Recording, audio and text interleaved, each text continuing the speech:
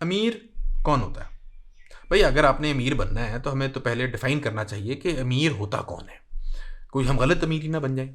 In this video I am going to share with you a very time tested old ancient plan जो बहुत लोगों के लिए करामत रहा, अल्हम्दुलिल्लाह मेरे लिए भी करामत रहा। ये मैं आपके साथ शेयर भी इसलिए कर रहा हूँ कि रिगार्डलेस ऑफ योर एज, आप स्टूडेंट हो, आप मिड लाइफ क्राइसिस से गुजर रहे हो, या आप आगे के खिलाड़ी हो, तो ये वीडियो इंशाल्लाह आपके लिए बेनिफिशियल रहेगी। Let's start.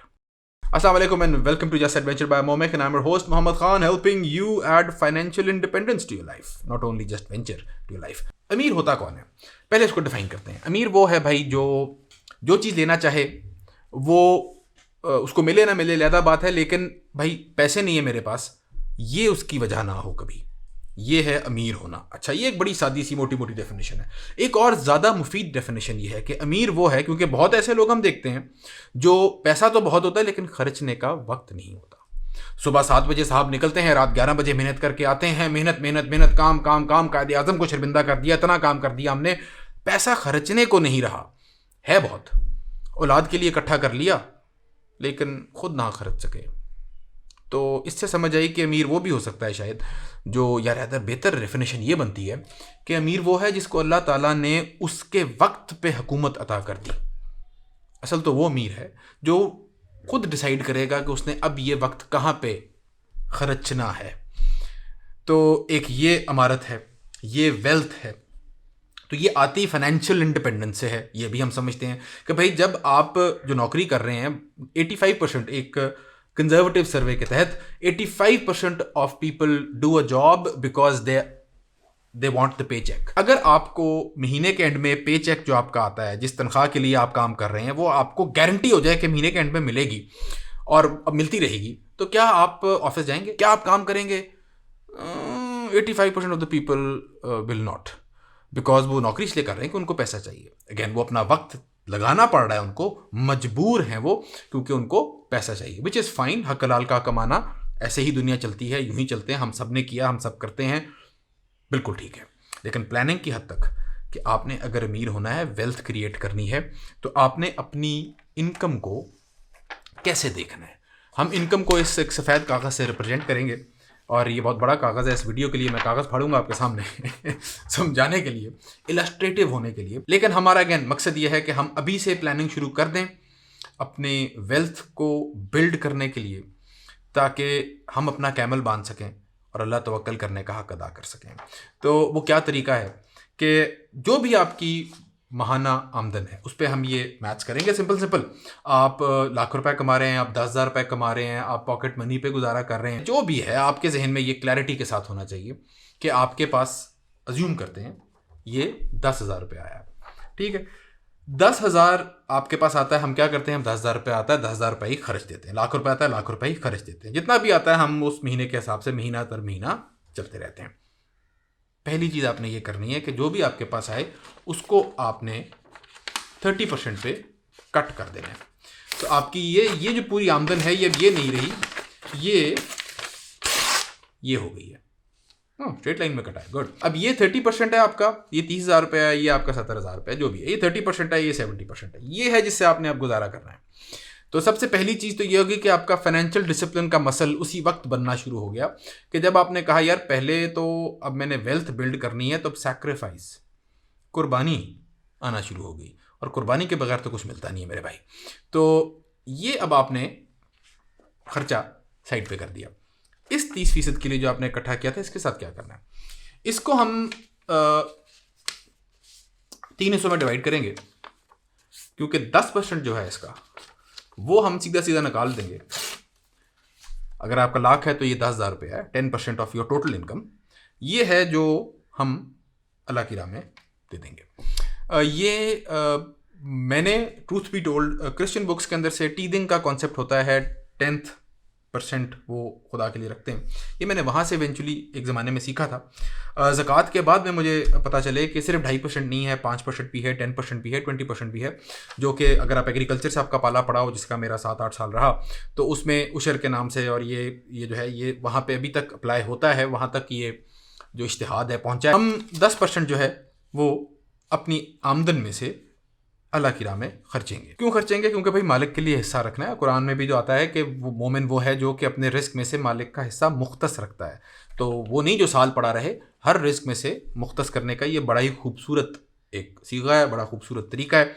और ऑफ कोर्स फिर ऐसा रिस्क जिसमें अल्लाह का हिस्सा आपने पहले से रखा हो, नियत की भी हो, तो उसे पूरी उम्मीद होती है कि वो बाबरकत भी बहुत होगा इंशाल्लाह। अच्छा, पीछे रह गया आपके पास 20%। अब इस 20% का क्या करना है? ये अगर तो किसी का आपने उधार देना है तो उसका आप हाफ कर देंगे और 10% जो है वो उधार उतारने के लिए पैसा सेव करने लग जाएंगे। क्योंकि भाई एक मुसलमान है, एक मोमिन है, एक अच्छा इंसान है, तो वो उधार तो उतारना बहुत लाजमी है। छाड़े यार पे नहीं चल सकते हम।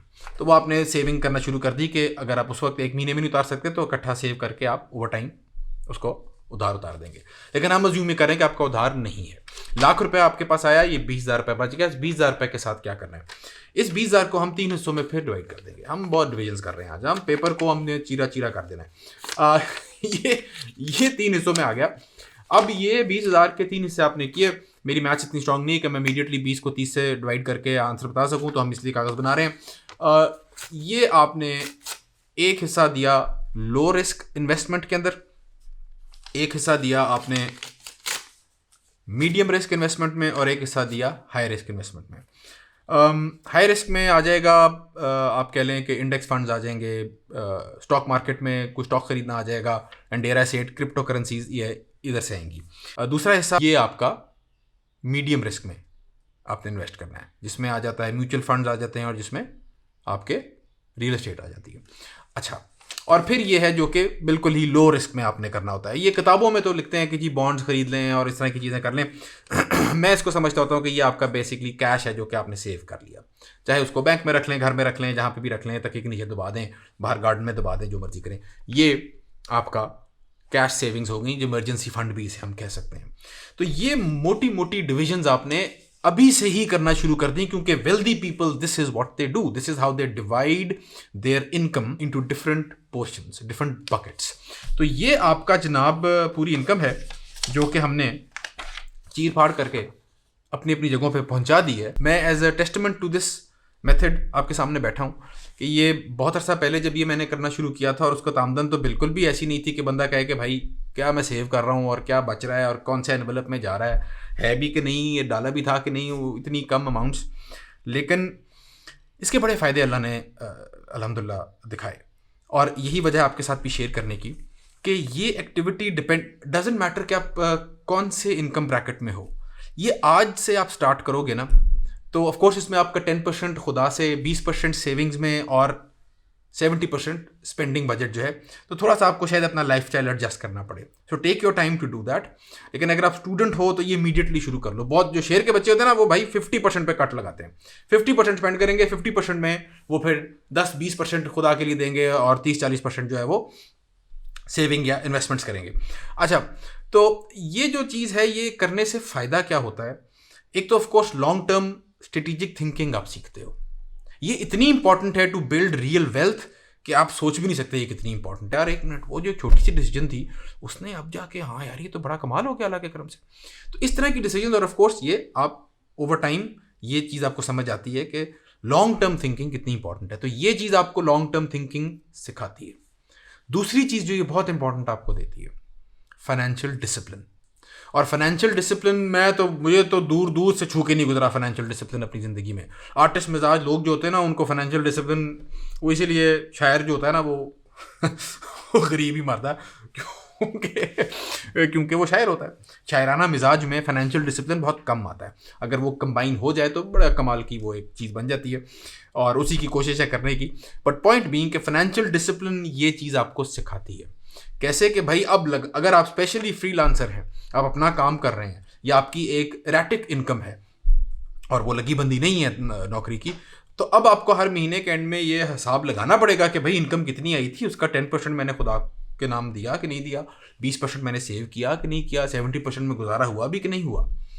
तो ये फाइनेंशियल डिसिप्लिन जो है ये आपकी बहुत मदद करेगा, और इंशाल्लाह यही this alone will help you build that muscle जो आपको अमीर इंशाल्लाह कर सकता है। अगर आपको इस तरह की वीडियोस पसंद हैं तो let me know in the comments. We can also fire up Google sheets, और उसके अंदर हम फाइनेंशियल प्लानिंग के ज़्यादा और प्रिसाइज तरीकों को आपके साथ शेयर कर सकते हैं, ये भी हो सकता है।